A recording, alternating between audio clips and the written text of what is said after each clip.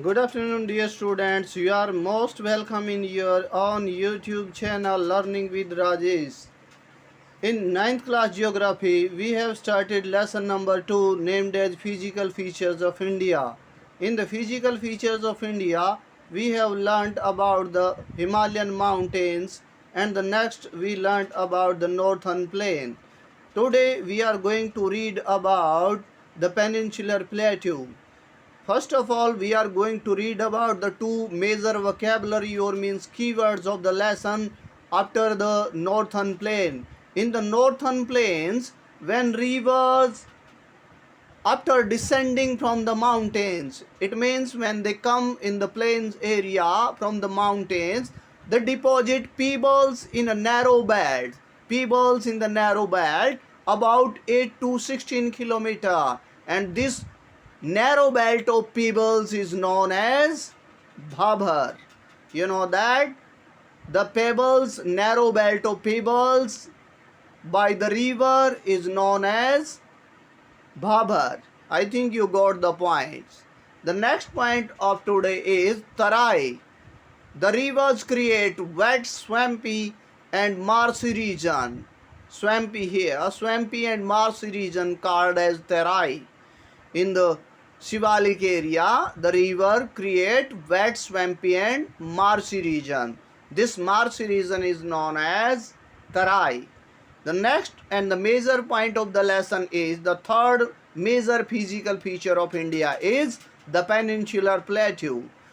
Now, first point is the Peninsular Plateau is made of old crystalline, metamorphic and igneous rocks.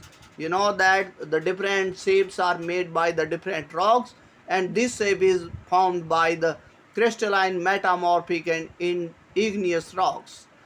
So it is the oldest landmass of India. You know that in the first video you learnt about this thing. And the next, it is divided into two parts, the Central Highlands and the Deccan Plateau. It is divided into two parts, the Central Highlands and the Deccan Plateau. Now we are going to read about the Central Highland firstly, and then we shall read about the Deccan Plateau. The Central Highlands is located in the north of Narmada River. And when we shall read about the drainage, we shall read about the Narmada River. But now at the point, we are going to read that it is located in the northern part of Narmada River. And it is bounded with Aravalli Hills, Malwa Plateau and Vindhya Range. So there will be objective type in the exam that which major physical division or part of India is bounded with Aravalli Hills, Malwa Plateau and Vindhya Range, and you can answer that the Central Highlands. And the next is main rivers draining in this area or this region, namely the Sindh, the Chambal, the Betwa and the Kain. These are the main rivers draining the Central Highlands. And the next is the easternward part of plateau is known as Bhagelkhand and Bundelkhand.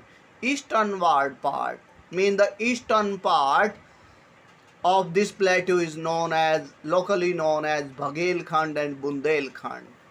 Now the next point, major important point for objective type question, the Chota Nagpur Plateau marks the further easternmost boundary of the plateau, the Chota Nagpur Plateau. So that's why this is the important point. There will be question in the exam which is the easternmost part of the Central Highland, and you can answer that the Chota Nagpur Plateau is the easternmost part of the Central Highland. Next one point, an important point, we know that there are two parts of the Peninsular Plateau. First one is the Central Highlands and the second one is the Deccan Plateau. The Deccan Plateau lies in the north of Narmada River. So that's why there is information for you. This is the northern part and Narmada River, and the Narmada River, this is the southern part. You know that The southern part of Narmada river is known as Deccan Plateau, and in the eastern part of Deccan Plateau there are some hills named as Kamor, Mahadev and Mekals also. These are name of some hills located in the eastern part of Deccan Plateau. So I think you got the point with the help of directions.